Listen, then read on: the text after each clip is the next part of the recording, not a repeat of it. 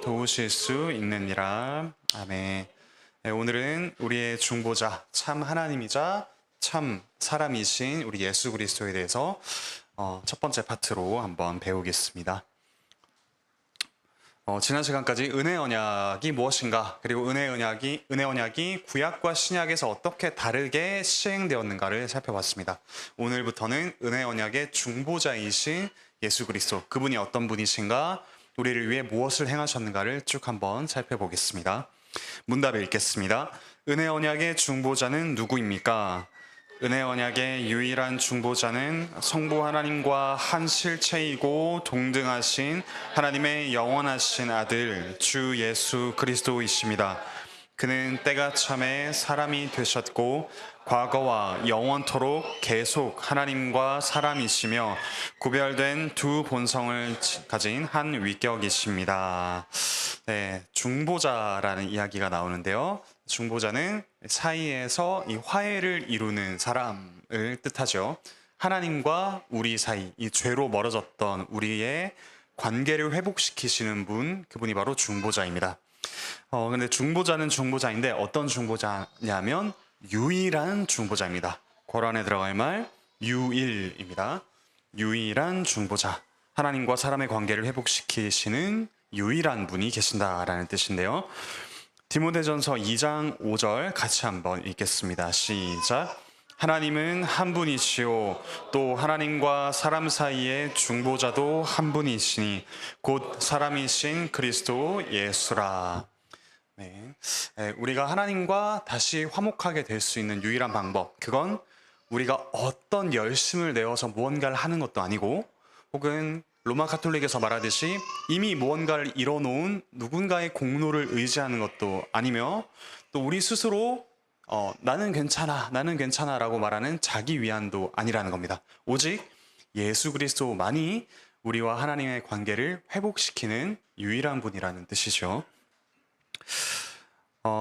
근데 이 유일한 중보자이신 예수님께서는 하나님의 영원하신 아들이라고 합니다. 하나님의 아들, 하나님의 아들이라는 걸 어떻게 알 수 있느냐? 중보자로서 오심으로써 알게 되죠. 그래서 괄호 안에 들어갈 말은 삼위일체입니다.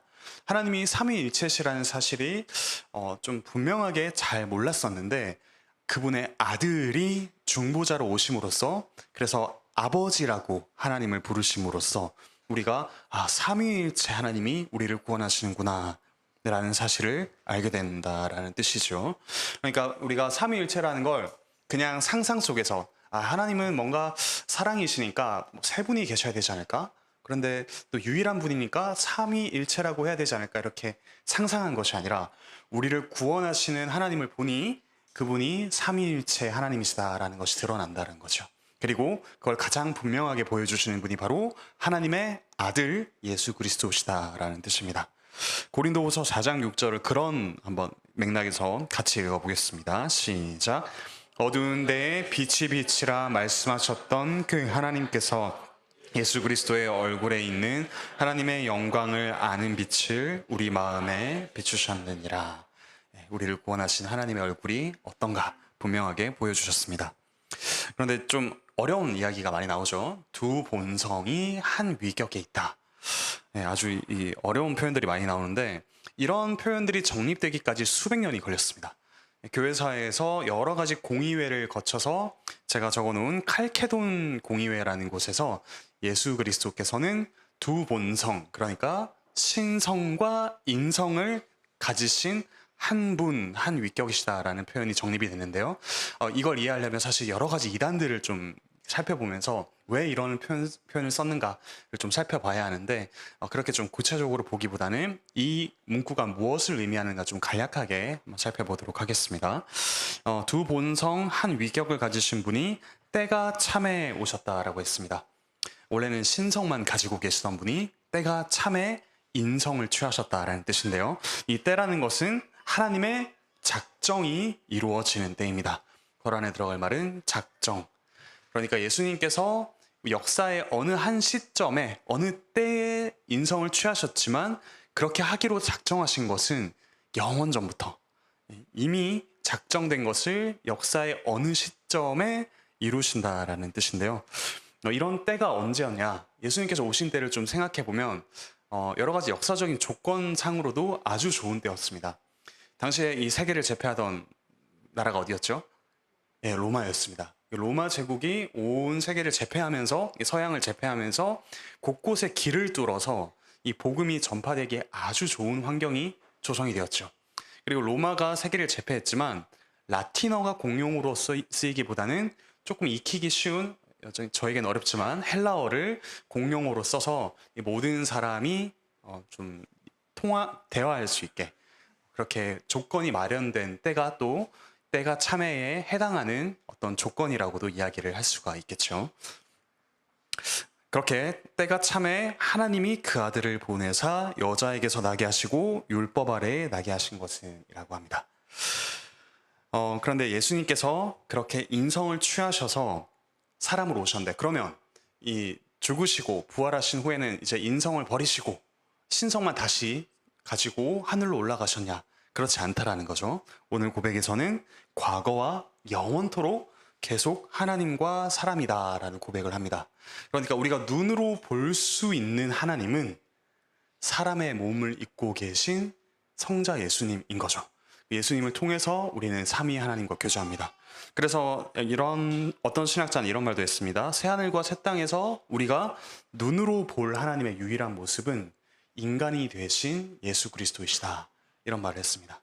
그러니까 성자만 계신다는 뜻이 아니라 우리가 감각할 수 있는 그런 분은 성자 하나님, 몸을 입으신 예수 그리스도시다. 그분은 영원히 신성뿐만 아니라 인성도 취하고 계신다라는 뜻이죠. 자, 그런데 어떻게 이 신성과 인성이 같이 있을 수 있을까? 참 신비로운 일인데 조금씩 한번 살펴보도록 하겠습니다. 이 두 가지 본성이 한 위격에 있지만 또 구별됐다라고 이야기를 하는데요. 사도행전 20장 28절 같이 한번 읽어보겠습니다. 시작. 여러분은 자기를 위하여 또는 온 양떼를 위하여 삼가라. 성령이 그들 가운데 여러분을 감독자로 삼고 하나님이 자기 피로 사신 교회를 보살피게 하셨느니라. 사실 이 말씀은 에베소 장로들을 권면하는 말씀인데, 그 중에서 우리가 이 두 본성이 한 위격에 있다는 걸 알 수 있을 만한 표현이 나옵니다. 그게 제가 밑줄 쳐놓은 하나님이 자기 피로라는 표현인데요. 하나님은 무한하신 분인데 그분이 피를 흘린다는 건 유한하다라는 걸 나타내죠. 사실은 하나님이 피를 흘릴 수 없습니다. 그리고 피를 흘리는 존재를 하나님이라고 부를 수 없고요. 그런데 하나님이 자기 피로 무언가를 하셨다는 것은 여전히 하나님이시지만 동시에 이 유한한 어떤 본성을 취하셨다라는 뜻을 내포하고 있는 거죠. 여전히 어렵지만 신성을 가지신 분이 똑같이 유한한 인성도 취하셨다라는 걸 우리가 말씀을 통해서도 볼 수가 있다라는 겁니다. 네, 일단 계속해서 좀 살펴보도록 하겠습니다. 37문인데요. 문답을 읽겠습니다. 하나님의 아들이신 그리스도께서 어떻게 사람이 되셨습니까? 하나님의 아들이신 그리스도께서 참된 몸과 이성이 있는 영혼을 스스로 취하심으로 사람이 되셨는데 성령의 능력으로 동정녀 마리아에게 잉태되어 그녀의 실체를 가지고 그녀에게서 탄생하셨으나 죄는 없으십니다. 하나님의 아들이신 그리스도께서 이런 몸과 영혼을 스스로 취하셨다라고 했습니다. 스스로. 이 말은 사실 인간이 필요하기 때문에 하나님이 그렇게 하셨다. 그러니까 인간의 필요가 먼저라기보다는 하나님이 기쁘신 뜻을 가지고 이런 성육신을 하기로 결정하셨다라는 게 먼저 내포되어 있습니다. 그러니까 인간이 필요하기 때문에 하나님이 그렇게 오셨지만 사실 하나님이 기뻐하시는 뜻으로 그렇게 하기로 작정하셨다라는 걸 더 강조하는 표현이죠. 그러니까 하나님의 주도권을 더욱더 강조하는 표현이 스스로라는 표현입니다. 그리고 하나님이 아들이 되셨다라고 했습니다. 그러니까 그 반대가 아니죠. 어느 날 예수라는 사람이 있었는데 갑자기 어느 정도 의로운 일을 충분히 행하니까 하나님이 그제서야 너는 내 사랑하는 아들이다 라고 갑자기 성자 하나님이 임하셨다는 게 아니라 원래부터 태어나실 때부터 하나님의 아들이 인간이 돼서 오셨다라는 뜻입니다. 이 반대로 이해하는 것들이 역사 속에서 많이 나타난 이단이었습니다. 어느 날 갑자기 예수님이 신성을 취하셨다.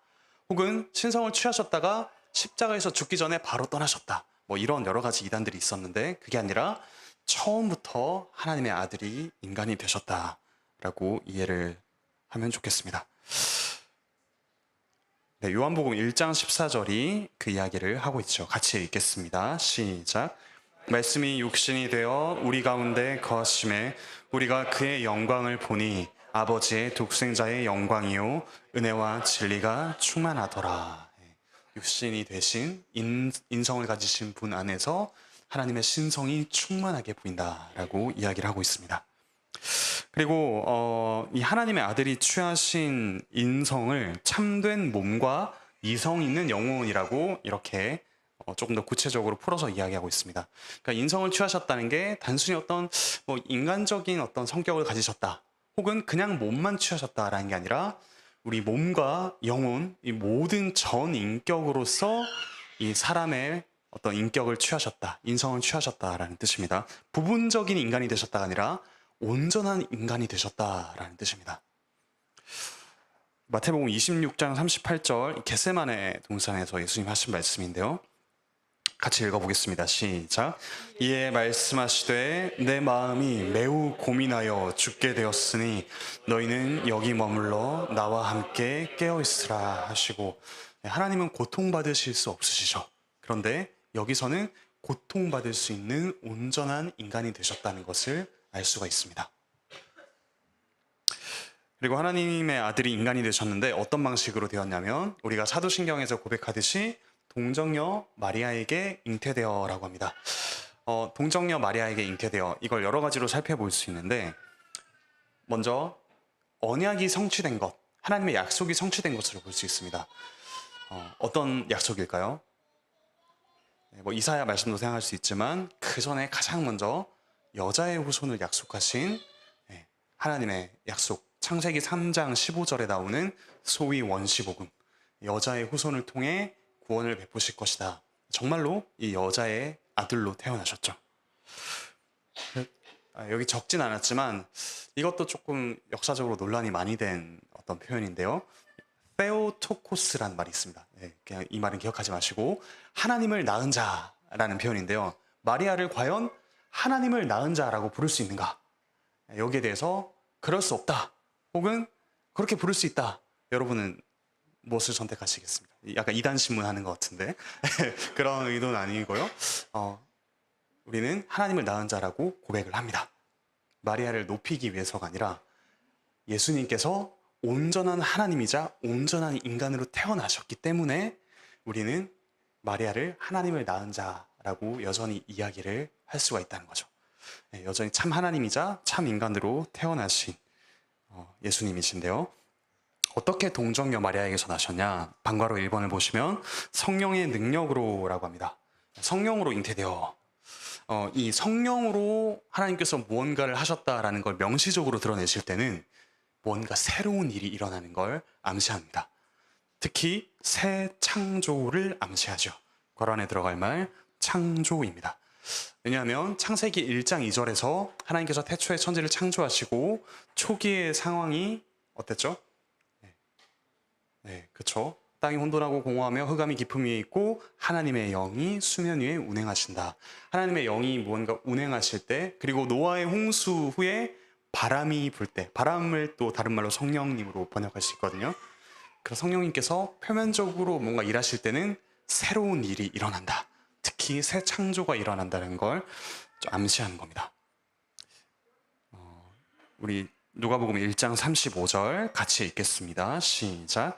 천사가 대답하여 이르되 성령이 내게 임하시고 지극히 높으신 이의 능력이 너를 덮으시리니 이러므로 나실 바 거룩한 이는 하나님의 아들이라 일컬어지리라. 예수님께서 창조되셨다라는 뜻이 아니라 하나님께서 새로운 창조를 시작하시는데 이렇게 성령으로 잉태된 하나님의 아들을 통해서 그 일을 시작하신다는 것을 보여줍니다. 그리고 성령이 내게 임하시고 지극히 높으신 이의 능력이 너를 덮으시리니, 이런 이미지는 하나님의 임재를 상징하죠.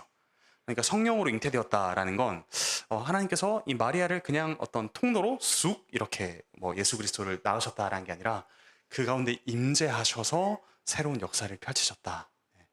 그런 좀 이해로 우리가 좀 다가갈 필요가 있겠습니다.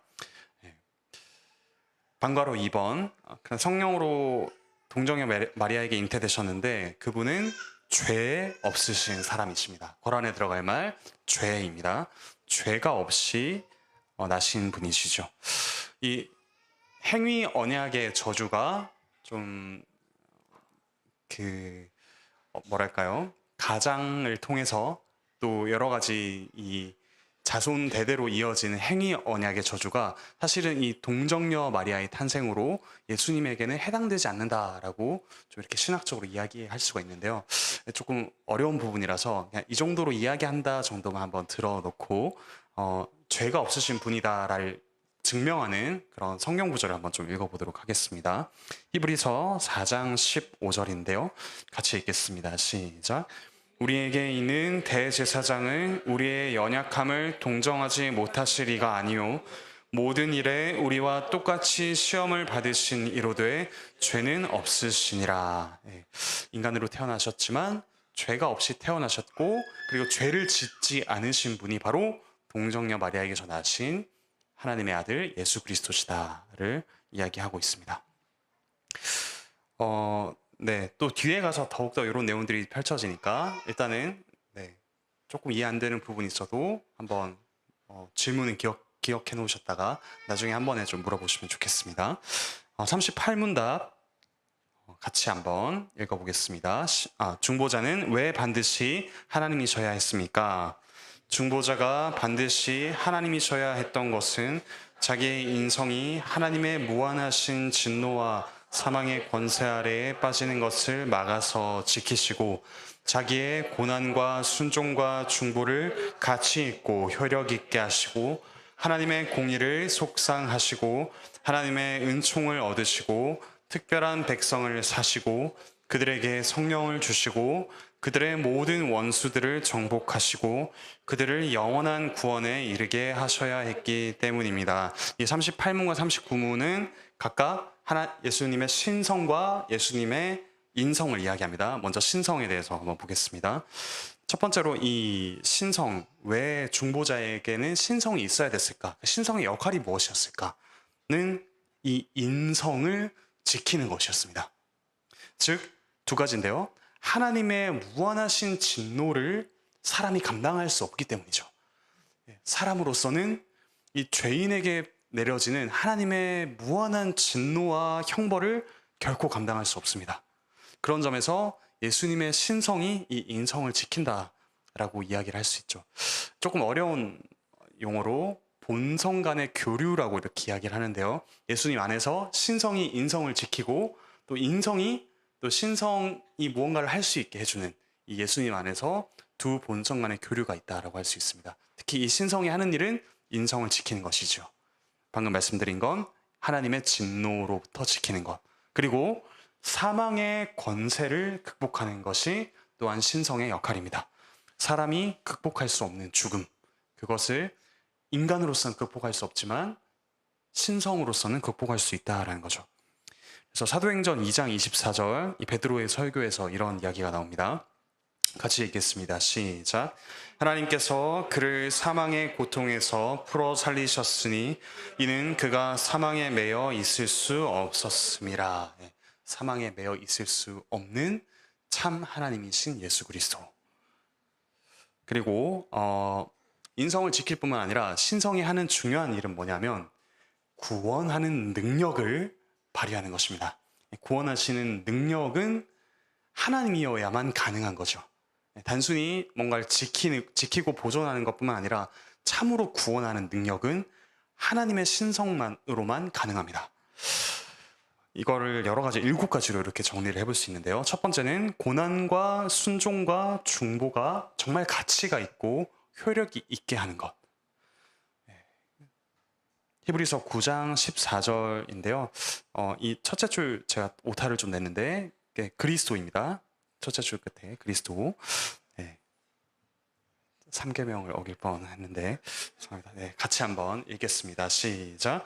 하물며 영원하신 성령으로 말미암아 흠없는 자기를 하나님께 드린 그리스도의 피가 어찌 너희 양심을 죽은 행실에서 깨끗하게 하고 살아계신 하나님을 섬기게 하지 못하겠느냐. 예수님이 죽으신 그 모든 것들이 효력이 있다라고 이야기하고 있습니다. 하나님으로서 하신 일이기 때문에 효력이 있다라고 이야기를 하고 있죠.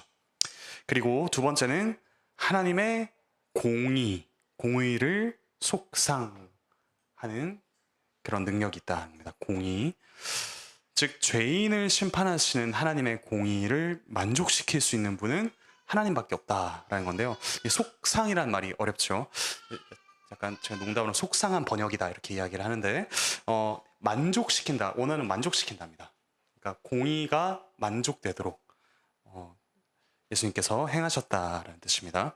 속은 값을 주고 이 죄를 면하게 하는 거고요. 벌을 면하게 하는 거고 상은 값을 지불하는 겁니다. 근데 영어로는 satisfy라고 해서 만족시키다라고 되어 있습니다. 네, 이 내용이 가장 잘 드러난 게 로마서 3장 24절부터 26절인데요. 같이 읽겠습니다. 시작. 그리스도 예수 안에 있는 속량으로 말미암아 하나님의 은혜로 값없이 의롭다 하심을 얻은 자 되었느니라. 이 예수를 하나님이 그의 피로써 믿음으로 말미암는 화목제물로 세우셨으니 이는 하나님께서 길이 참으시는 중에 전에 지은 죄를 간과하심으로 자기의 의로우심을 나타내려 하심이니 곧 이때에 자기의 의로우심을 나타내사 자기도 의로우시며 또한 예수 믿는 자를 의롭다 하려 하심이라.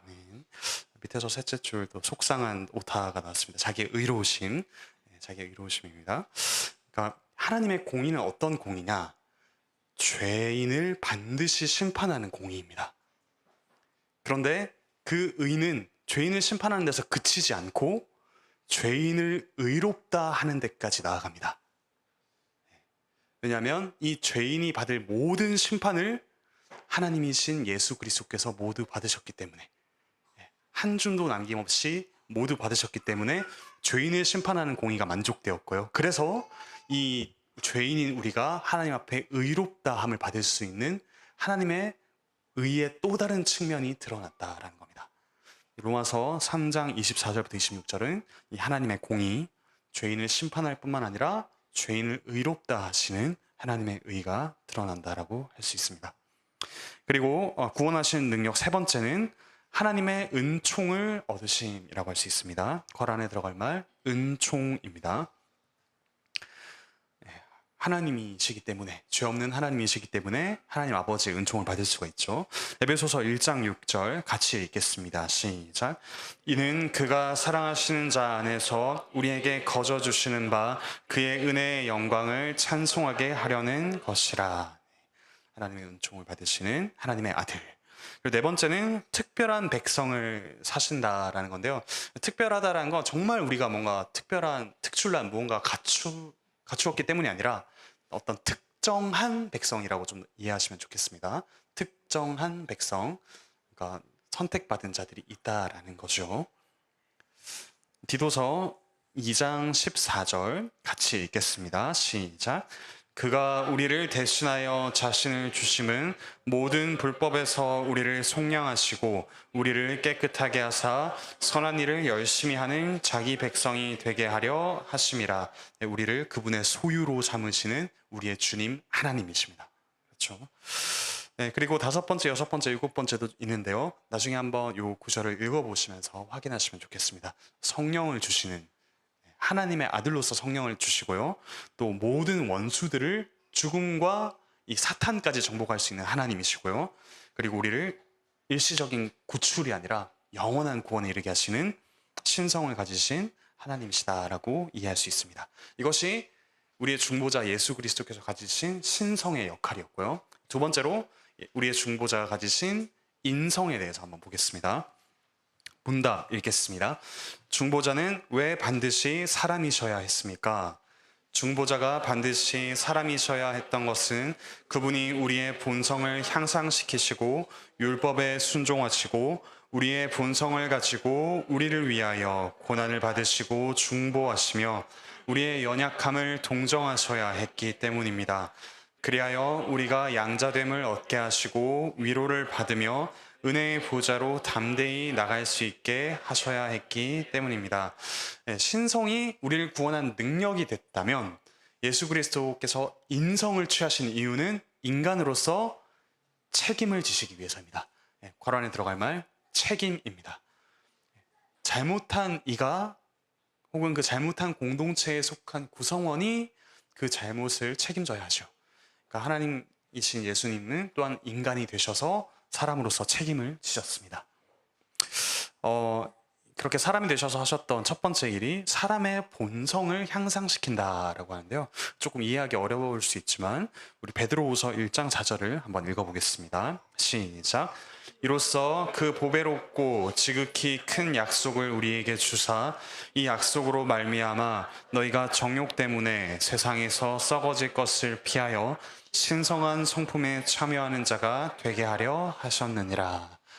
이 신성한 성품이 비로소 인간으로서 온전하게 사신 예수 그리스도를 통해서 분명하게 드러났죠.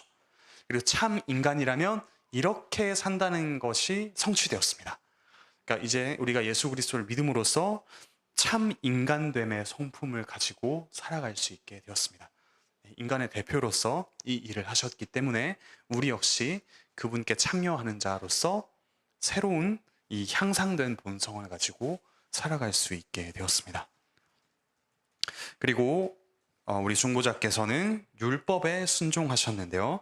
로마서 5장 19절은 이 최초의 율법에 불순종한 아담과 그리고 이 율법을 우리 인간을 대표해서 순종하신 예수 그리스도를 대비하고 있습니다. 같이 읽어보겠습니다. 시작.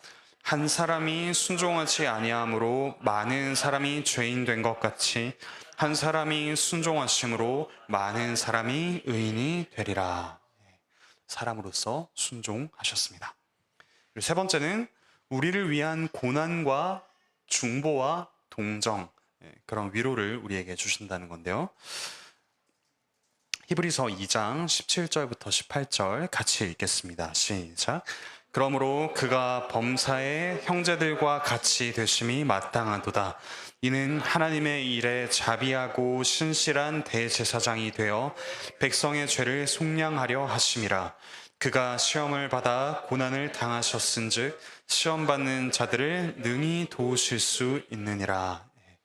인간으로서 우리와 똑같은 사람으로서 고난을 받으시고 또 고난 받으신 중에 우리를 중보하시고 우리가 어떤 그런 힘든 상황 속에 있는지 충분히 아시고 동정하실 수 있다는 거죠.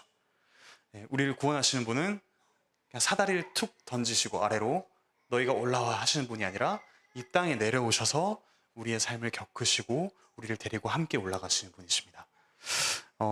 그래서 이 교부들 중에요. 초대교회 교부들 중에 나지안주스의 그레고리우스라는 사람이 있습니다.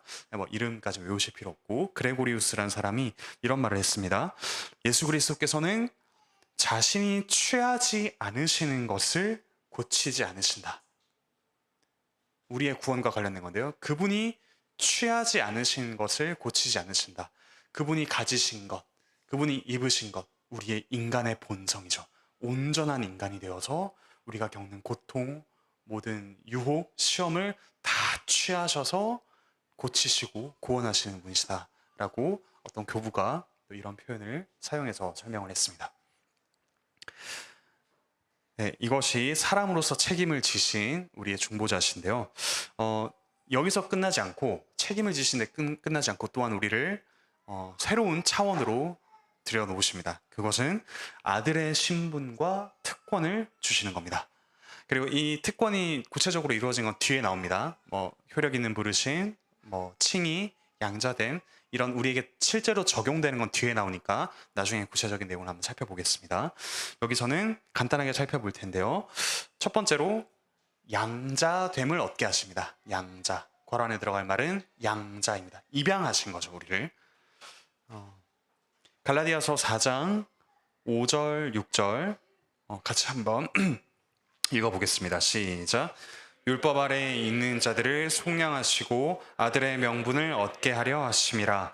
너희가 아들임으로 하나님이 그 아들의 영을 우리 마음 가운데 보내사 아빠 아버지라 부르게 하셨느니라. 하나님의 아들이신 예수님께서 사람이 되셔서 모두 순종하시고 또 우리로 하여금 하나님을 아버지라 부를 수 있도록 이렇게 이루어 주셨다는 건데요. 십자가에서 예수님께서는 한 번도 하나님을 부를 때 사용하지 않은 표현을 사용하십니다. 그게 뭐냐면 나의 하나님, 나의 하나님이죠. 원래 예수님께서는 이 땅에 사역하실 동안 하나님을 직접적으로 부를 때는 아버지라고 부르셨습니다. 그런데 십자가에서 죽으실 때만큼은 아버지의 사랑받는 아들이 아니라 진노하시는 창조주께 심판받는 죄인으로서 죽으셨습니다. 그러니까 아들이라는 신분은 온전히 사랑받는 자이죠. 그런데 사랑받는 자로서 죽으신 것이 아니라 진노받는 자로서 죽으셨습니다. 왜냐하면 우리가 이 사랑받는 아들로서 하나님께 나아갈 수 있게 하기 위해서 그 사랑받는 아들로서 죽지 않으시고 진노를 받는 죄인으로서 대신 죽으셨습니다. 네, 우리를 하나님의 사랑받는 아들로 삼으셨고요. 그것은 우리 안에 그분의 영이신 성령님을 보내주심으로써 또한 이루셨다라고 이야기를 할 수 있습니다. 네, 좀 이 입양 양자됨에 대해서는 뒤에 조금 더 구체적으로 나중에 다루도록 하겠습니다. 그리고 우리의 특권은 뭐냐 하면 하나님의 은혜의 보좌 앞으로 나아가는 거죠. 은혜의 보좌 앞으로 담대히 나아가는 것. 하나님 앞에 벌벌 떠는 죄인이 아니라 하나님 앞에 무언가 불안해하고 잘 보여야 할 것 같은 그런 저기 하나님 앞에 비참한 어떤 인생보다는 담대하게 하나님 은혜를 주십시오. 아버지 제게 좋은 것을 주십시오라고 구할 수 있는 특권을 얻었다는 겁니다. 같이 한번 히브리서 4장 16절 읽겠습니다. 시작. 그러므로 우리는 긍휼하심을 받고 때를 따라 돕는 은혜를 얻기 위하여 은혜의 보좌 앞에 담대히 나아갈 것이니라. 예수님께서 인간이 되지 않으셨다면 이런 특권과 신분을 우리가 받을 수 없었겠죠. 우리에게 주신 은혜가 이렇게 큽니다. 자, 마지막 40문답입니다. 문답을 읽겠습니다. 중보자는 왜 반드시 한 인격 안에서 하나님이시면서 동시에 사람이셔야 했습니까? 하나님과 사람을 화목하게 할 중보자는 그 자신이 반드시 하나님과 사람이어야 하며 한 인격 안에서 그러해야 했습니다. 그 이유는 중보자의 신성과 인성의 각기 고유한 사역들이 전 인격의 사역들로서 우리를 위하여 하나님께서 받으신 바가 되어야 하고 또한 우리가 의지하는 바가 되어야 했기 때문입니다. 아까 잠깐 말씀드렸던 칼케돈 신경이라는 곳에서 예수님에 대한 고백을 이렇게 정리했습니다. 참 하나님이시자 참 사람. 그러니까 50% 하나님, 50% 사람 이렇게 섞여 있는 존재가 아니라 우리는 이해할 수 없지만 참 하나님이시자 참 사람이시다라는 고백이 정립이 되었습니다. 그래서 이 웨스트민스터 대교리 문답을 해설하는 어떤 분은 오늘의 문답 36문부터 40문답까지를 정리해서 이렇게 설명했습니다. 제가 읽겠습니다. 신성의 중보자는 인성을 통하지 않고서는 괴로움이나 고난을 경험할 수 없다. 왜냐하면 유한은 무한을 담을 수 없기 때문에 죽음이라는 고통이라는 유한한 것은 무한한 신성을 담을 수가 없기 때문에 인성의 중보자는 신성을 통하지 않고서는 마땅히 당해야 할 고난과 고통을 감당해낼 수 없다. 이렇게 정리를 했습니다. 신성의 중보자는 인성을 통해서 책임을 지는 자리로 오셨고요. 또한 중보자의 인성은 신성을 통해서 이 고난과 고통을 감내할 수 있었습니다. 이것이 한 인격 안에서 이루어진 것이죠. 그리고 이 40문답의 끝에 이렇게 두 가지로 또 정리를 하죠. 하나님께서 받으신 바가 되어야 했고요. 또한 우리가 의지하는 바, 하나님의 입장에서 또한 우리의 입장에서 모두를 만족시키는 중보자다라는 걸 정리하고 있습니다. 마태복음 3장 17절에 왜 하나님께서 받으시는 바인가 이렇게 고백하고 있습니다. 같이 읽겠습니다. 시작. 하늘로부터 소리가 있어 말씀하시되 이는 내 사랑하는 아들이요 내 기뻐하는 자라 하시니라. 하나님이 기뻐하시는 아들이 행하신 모든 것들이 하나님께서 받으실 만한 것들이 되었습니다. 그리고 우리가 의지하는 바가 됐다라는 걸 또 요한복음 3장 16절 이렇게 이야기하고 있습니다. 같이 읽겠습니다. 시작. 하나님이 세상을 이처럼 사랑하사 독생자를 주셨으니 이는 그를 믿는 자마다 멸망하지 않고 영생을 얻게 하려 하심이라. 우리가 그분을 믿을 때 영생을 얻을 수 있다라고 분명하게 고백할 수가 있죠. 이 뒤에도 예수님께서 예수와 그리스도다라는 의미가 무엇인가, 그리고 예수님께서 이런 본성을 가지셨는데, 신성과 인성을 가지셨는데 그럼 무엇을 행하셨는가를 선지자, 제사장, 왕이라는 직분으로 나중에 설명을 합니다. 그러니까 예수님의 어떤 본성과 사역이 떨어지는 것이 아니라 참 하나님이자 참 인간으로서 우리를 위해 행하신 일들, 그것들이 뒤에 나올 텐데요. 한번 쭉 나중에 살펴보면 좋겠고요. 낮아지심의 어떤 사역, 높아지심의 사역, 이런 것들도 쭉 나오게 되어 있습니다. 이 모든 것들을 좀 정리해서 손에 잡히는 사복음서라는 어떤 책에서 저자가 우리를 위해 인간의 본성을 취하신 예수님의 놀라움을 이렇게 표현했습니다. 제가 마지막으로 읽겠습니다. 성자 하나님은 참으로 온전하고 완전한 주님이셔서 그분은 태에 들어가실 수 있고 사람으로 태어나실 수 있으며 배고픔과 연약함을 겪으시고 십자가에서 죽으시고 모든 면에서 온전하게 자신을 유지하시는, 자신이 만드신 것 중 무엇도 필요치 않으신 살아계신 하늘과 땅의 창조주시다. 그분은 연약하고 가난하고 텅 빈 인간이 되기에도 부족함이 없으신 위대하신 분이다. 십자가에 못 박히신 하나님을 교회 밖에서 조롱하는 사람들에게 우리는 자랑할 수 있다. 우리 하나님은 죽으실 수 있다. 너희의 신도 그럴 수 있느냐. 이처럼 우리는 우리의 주님 주 예수 안에서 자랑한다.